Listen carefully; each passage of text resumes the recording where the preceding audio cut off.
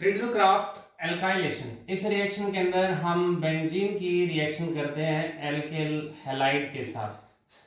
Alkyl halide के साथ reaction करते हैं हम एनहाइड्रस AlCl3 की प्रेजेंस में। ये एक लुईस एसिड का काम करता है और ये एनहाइड्रस लिया है क्योंकि अगर ये हाइड्रेटेड होता तो ये वाटर से इलेक्ट्रॉन ले लेता और फिर ये इस रिएक्शन में पार्टिसिपेट नहीं करता। इस वक्त ये एनहाइड्रस है तो ये इस एल्किल हैलाइड से इलेक्ट्रॉन को अपनी तरफ खींचेगा, जिससे हैलोजन के ऊपर इलेक्ट्रॉन की कमी हो जाएगी। हैलोजन इस बॉन्ड के इलेक्ट्रॉन को अपनी तरफ खींचेगा तो यहाँ पे हमारे पास एक कार्बोकैटायन जनरेट हो जाएगा, इलेक्ट्रोफाइल जनरेट हो जाएगा। ये इलेक्ट्रोफाइल इस बेंजीन रिंग पर जाकर जुड़ेगा और यहां से एक इलेक्ट्रोफाइल H पॉजिटिव के फॉर्म में निकाल देगा। एक इलेक्ट्रोफाइल जुड़ा, एक इलेक्ट्रोफाइल निकला, that's why this is electrophilic substitution reaction.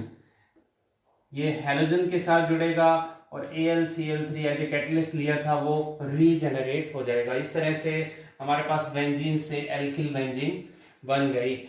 अब depending upon this reaction can take place in different way.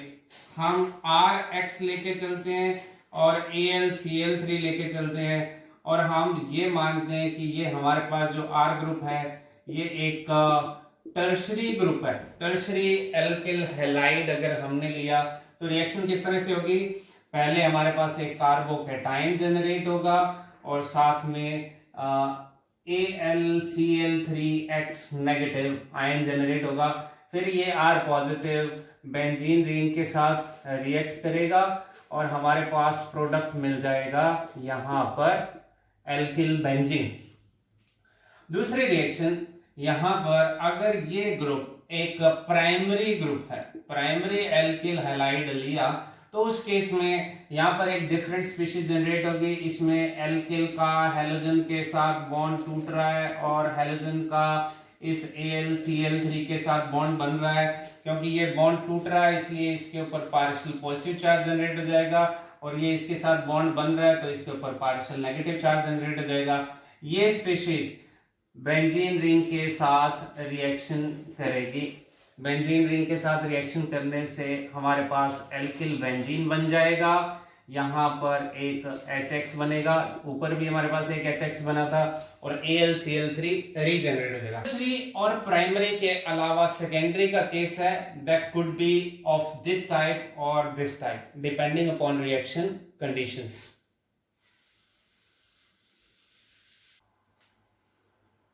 Let's understand mechanism of reaction. हम एग्जांपल लेके चल रहे हैं जिसमें एक एल्किल हैलाइड जो है वो टर्शरी नेचर का है। रिएक्शन है बेंजीन की रिएक्शन हम करते हैं टर्शरी ब्यूटिल ब्रोमाइड के साथ और लुईस एसिड लेते हैं। लुईस एसिड हम AlCl3 ले सकते हैं, बोरोन ट्राइफ्लोराइड ले सकते हैं, एल्यूमिनियम ब्रोमाइड ले सकते हैं। फॉर एग्जांपल हम इस रिएक्शन में एल्यूमिनियम ब्रोमाइड लेके चलते हैं, एनहाइड्रस नेचर का है ये भी, तो हमारे पास जो प्रोडक्ट मिलेगा वो आफ्टर इलेक्ट्रोफिलिक सब्स्टिट्यूशन रिएक्शन ये हमारे पास प्रोडक्ट आएगा। Let's understand step by step. तो इसके फर्स्ट स्टेप में क्या होगा? इलेक्ट्रोफाइल का जनरेशन होगा। इलेक्ट्रोफाइल का जनरेशन कैसे होगा? टर्शरी ब्यूटिल ब्रोमाइड की रिएक्शन AlBr3 के साथ करेंगे। ये लुईस एसिड है, इलेक्ट्रॉन की कमी है यहाँ पर, ये इस हैलोजन से इलेक्ट्रॉन लेगा और ये बॉन्ड टूट जाएगा। इस तरह से हमारे पास एक कार्बोकैटायन जनरेट हो जाएगा टर्शरी नेचर का, विच इज स्टेबल, क्योंकि इस कार्बन के ऊपर 3 एल्किल ग्रुप लगे हैं जो इलेक्ट्रॉन डोनेशन कर रहे हैं और साथ में बन जाएगा AlBr4 नेगेटिव। एल्यूमिनियम के ऊपर हमारे पास नेगेटिव चार्ज आ जाएगा। इस तरह से जो कार्बोकैटायन जनरेट हुआ ये सेकेंड स्टेप में बेंजीन के साथ रिएक्ट करेगा। जो कार्बोकैटायन जनरेट हुआ उसके ऊपर इलेक्ट्रॉन की कमी है, बेंजीन इलेक्ट्रॉन डोनेट करेगा। ये जो पाई इलेक्ट्रॉन है ये इस कार्बन पे आ जाएंगे और इसे डोनेट कर दिए जाएंगे। इससे बेंजीन रिंग के ऊपर पॉजिटिव चार्ज आ जाएगा। इस पॉजिटिव चार्ज आने से इसके अंदर डीलोकेलाइजेशन होगा इलेक्ट्रॉन का, ये पाई इलेक्ट्रॉन शिफ्ट होके यहाँ आ सकते हैं, जिससे डिफरेंट रेजोनेटिंग स्ट्रक्चर्स बन जाएंगी। पॉजिटिव चार्ज इस कार्बन पे आ जाएगा और फिर पॉजिटिव चार्ज डीलोकेलाइज होकर इस कार्बन पे आ सकता है। तो इस तरह से जो पॉजिटिव चार्ज है वो इस डीलोकेलाइजेशन से स्टेबलाइज हो जाएगा। बट ओवरऑल ये एरोमेटिक था, जो कि एरोमेटिसिटी लॉस हो गई है। These all are resonating structure. और इसका अगर हम रेजोनेंस हाइब्रिड बनाए तो इसको हम इस तरह से लिख सकते हैं, डीलोकेलाइजेशन ऑफ पॉजिटिव चार्ज हो रहा है रिंग के ऊपर। यहां से हम इस रेजोनेटिंग स्ट्रक्चर को ले लेते हैं थर्ड स्टेप में, जो हमारी लास्ट रेजोनेटिंग स्ट्रक्चर थी। ये स्टेबल नहीं है, और क्योंकि एरोमेटिक नहीं है, एरोमेटिक बनने के लिए ये इस बॉन्ड के इलेक्ट्रॉन को अपनी तरफ लेगी, H पॉजिटिव निकलेगा, और ये H पॉजिटिव कहाँ जाएगा, हमारे पास यहाँ पे AlBr4 बना था, इसको हम इस तरह से लिख देते हैं,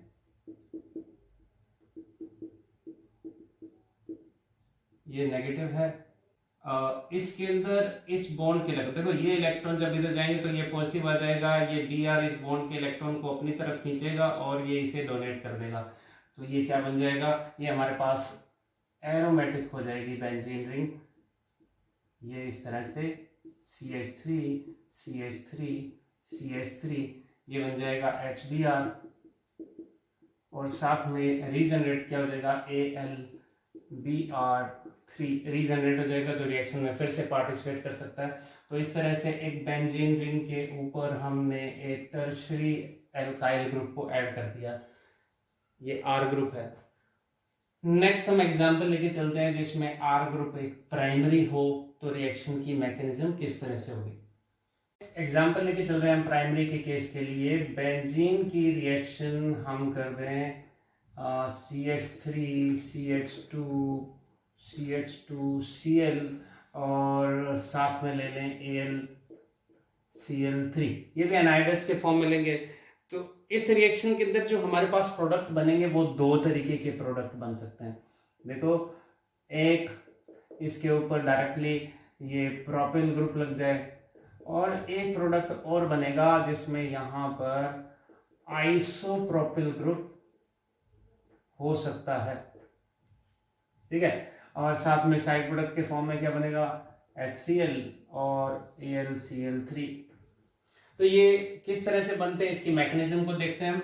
सबसे पहले जो हमने रिएक्टेंट लिया CH3 CH2Cl, ये लुईस एसिड के साथ हमने लिया, लुईस एसिड यहाँ पे AlCl3 लिया, इसके साथ रिएक्शन करेगा।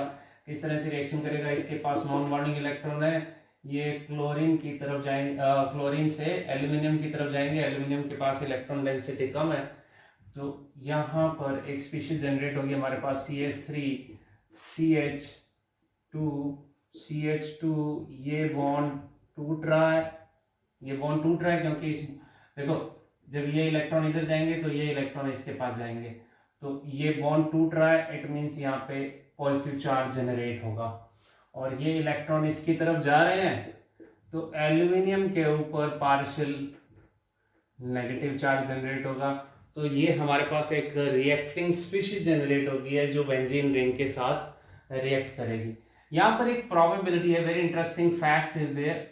यहाँ पर ये इस हाइड्रोजन को मैं इस तरह से शो करता हूँ, ये प्राइमरी कार्बोकेटाइन के करेक्टर जनरेट हो रहे हैं, यहाँ पे 1-2 हाइड्रोजन शिफ्ट होने की पॉसिबिलिटी है, ये यहाँ पर जा सकता है, इससे हमारे पास एक कार्बोकेटाइन और जनरेट होगा जिसके अंदर पॉजिटिव चार्ज कहाँ आ जाएगा, इस कार्बन पे आ जाएगा, तो ये स्पीशीज बन जाएगी हमारे पास CH3।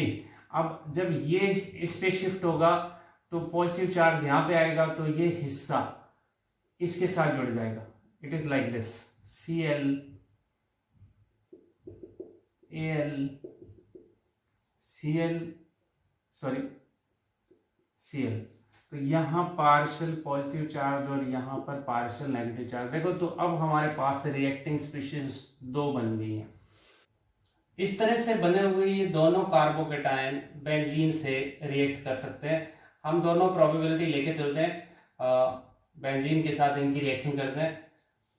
देखें ये पाई इलेक्ट्रॉन बेंजीन के यहाँ शिफ्ट हो जाएंगे और यहाँ से इस कार्बन को या इस कार्बन को डोनेट हो जाएंगे। तो हम दोनों स्ट्रक्चर को ड्रॉ करेंगे। जब ये पॉजिटिव ये पाई इलेक्ट्रॉन इधर शिफ्ट हुए तो पॉजिटिव चार्ज यहाँ आ जाएगा और यहाँ पे ग्रुप लग जाएगा CH2 CH2 CH3। हमने ये CH2 ग्रुप यहाँ पे लगा दिया और क्या निकल जाएगा यहाँ से AlCl4 नेगेटिव पार्ट यहाँ से निकल गया जब ये पॉजिटिव चार्ज इस रिंग पे अटैक हुआ।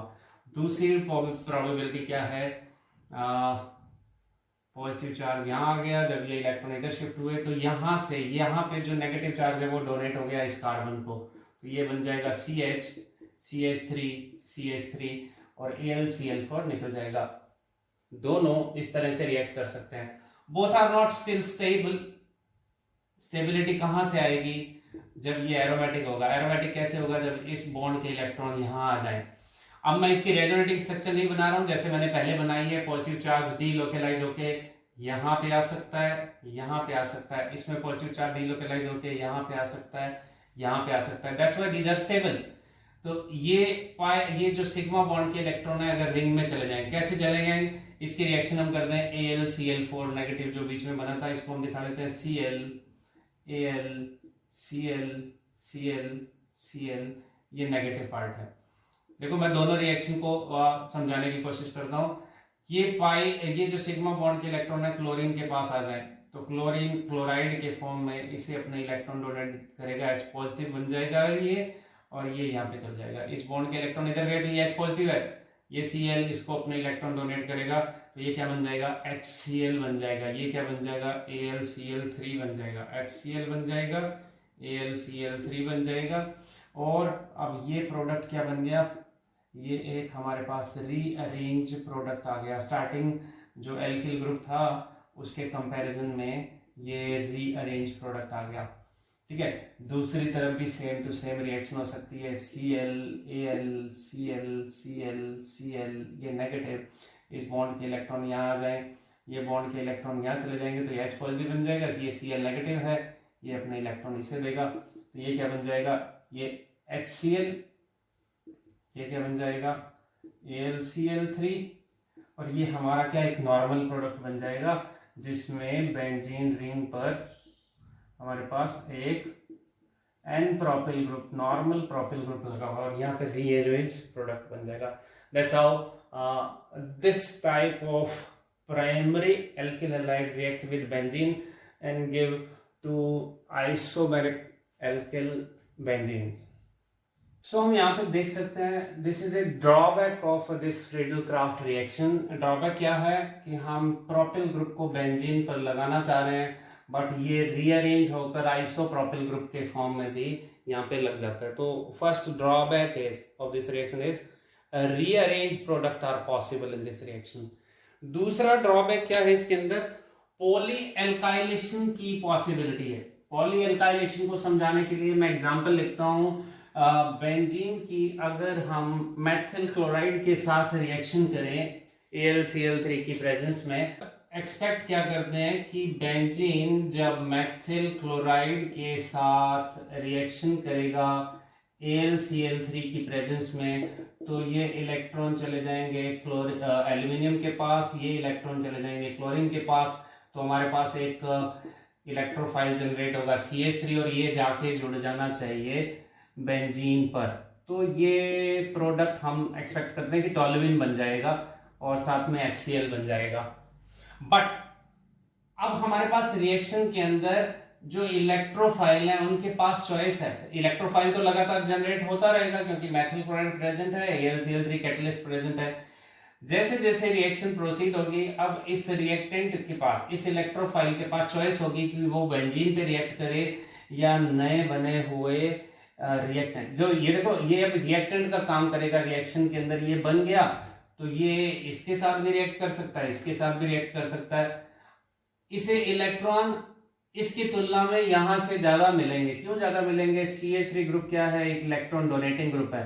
तो यहाँ बेंजीन रिंग के अंदर इलेक्ट्रॉन डेंसिटी इस बेंजीन रिंग के कंपैरिजन में ज्यादा है, तो डेफिनेटली ये इसके पास जाएगा।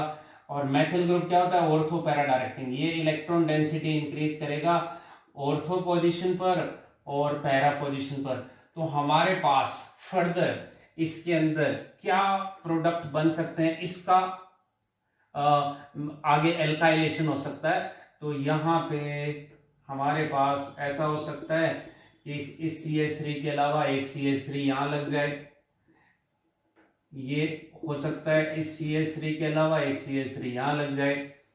और क्या पॉसिबल है? ऑर्थो पर भी CH3 लग जाए और पैरा पर भी CH3 लग जाए। और क्या पॉसिबल है? दोनों ऑर्थो पर CH3 लग जाए, एक इधर लग जाए एक इधर लग जाए। और प्रोडक्ट क्या पॉसिबल है? देखो, दोनों ऑर्थो और पैरा पोजीशन पर प्रोडक्ट लग जाए। देखो, हम इससे ये बनाना चाहते थे, लेकिन इन सब इसके साथ साथ ये सब कुछ भी थोड़ा थोड़ा बनेगा। Because of the activating effect of this methyl group, electron density in toluene is more in comparison to benzene. इसलिए इलेक्ट्रोफाइल अब इसके पास नहीं जाके यहाँ पे जाएगा, तो साथ में ये भी बन जाएंगे। क्योंकि हम क्या डिस्कस कर रहे हैं? लिमिटेशंस डिस्कस कर रहे हैं फ्रीडल क्राफ्ट रिएक्शन की। ये सेकेंड लिमिटेशन थी, पॉली एल्काइलेशन। पहली लिमिटेशन हमने क्या बताई थी? Rearrange product are possible. Third possibility क्या है? अगर हम एनिलीन या एनिलीन के जैसी कोई और एरोमेटिक एमीन ले लें तो उसके अंदर फ्रीडल क्राफ्ट रिएक्शन पॉसिबल नहीं है। तो ये थर्ड लिमिटेशन है, aniline and other aromatic amines do not give this reaction. Reason देखो, एनिलीन को हम बनाते हैं, एनिलीन के अंदर क्या है? हालांकि यहाँ पे नॉन बॉन्डिंग इलेक्ट्रॉन है, ये रिंग में इलेक्ट्रॉन डेंसिटी बढ़ा रहा है, तो इसके अंदर तो रिएक्शन बेंजीन के कंपैरिजन में फास्ट होनी चाहिए, क्योंकि इलेक्ट्रॉन डेंसिटी ज्यादा है, तो इलेक्ट्रोफाइल आसानी से अटैक करना चाहिए। लेकिन यहाँ पे क्या करेगा? इलेक्ट्रोफाइल जनरेट ही नहीं होगा। जनरेट क्यों नहीं होगा? क्योंकि जो एल्यूमिनियम क्लोराइड हमारा कैटलिस्ट है, जो इलेक्ट्रोफाइल जनरेट करने का काम करता है, उसे ये एनिलीन इलेक्ट्रॉन प्रोवाइड कर देगा। ये जो नॉन बॉन्डिंग इलेक्ट्रॉन है, ये इधर ना जाके इसकी तरफ चले जाएंगे और ये इस तरह से एक सॉल्ट बन जाएगा। तो हमारे पास रिएक्शन होने की पॉसिबिलिटी नहीं रहेगी। ये एल्यूमिनियम ये यहाँ पे नेगेटिव और ये पॉजिटिव बन जाएगा, ये इलेक्ट्रॉन डोनेट करेगा, तो इस तरह का एक कोऑर्डिनेशन कंपाउंड बन जाएगा। That's why aniline and other aromatic amine do not give Friedel-Crafts reaction. Okay, next drawback है, फोर्थ ड्रॉबैक, हम एल्किल हैलाइड की जगह, देखो हमने एल्किल हैलाइड लिया जिसको रिएक्शन में हमने यूज किया, जो कार्बोकैटायन जनरेट करता है, तो उसमें क्या होता है? ये कार्बन का हाइब्रिडाइजेशन होता है sp3। ये कार्बन हैलोजन के बीच में जो सिग्मा बॉन्ड है वो आसानी से टूट जाता है इस कैटलिस्ट के थ्रू। लेकिन जब हम एक एरोमेटिक हैलाइड लें तो उस एरोमेटिक हैलाइड के अंदर जो कार्बन और हैलोजन के बीच का बॉन्ड है वो स्ट्रॉन्ग है। रीजन, ये कार्बन का हाइब्रिडाइजेशन है sp2, तो sp2 हाइब्रिड कार्बन जब हैलोजन के साथ सिग्मा बॉन्ड बनाएगा वो इस बॉन्ड के कंपैरिजन में स्टेबल होगा। दूसरा, इस हैलोजन के ऊपर जो नॉन बॉन्डिंग इलेक्ट्रॉन है ये रेजोनेंस के थ्रू रिंग की तरफ जाते हैं, जिससे यहाँ पर डबल बॉन्ड कैरेक्टर आ जाते हैं। डबल बॉन्ड कैरेक्टर आने की वजह से ये बॉन्ड आसानी से नहीं टूटता और ये इलेक्ट्रोफाइल जनरेट नहीं करता। सेम रीजन विनाइल हैलाइड के अंदर भी है। विनाइल हैलाइड में भी जो ये कार्बन है इसका हाइब्रिडाइजेशन sp2 है, तो कार्बन हैलोजन का जो बॉन्ड है सिग्मा बॉन्ड वो स्ट्रॉन्ग है, प्लस यहाँ पर भी रेजोनेंस की पॉसिबिलिटी है। ये इलेक्ट्रॉन डीलोकलाइज होके यहाँ आ सकते हैं, जिससे यहाँ पे डबल बॉन्ड करेक्टर आ जाएंगे, तो कार्बन क्लोरीन के बीच का बॉन्ड आसानी से नहीं टूटेगा। That's why aromatic halide and vinyl halide do not part in Friedel-Crafts alkylation reaction.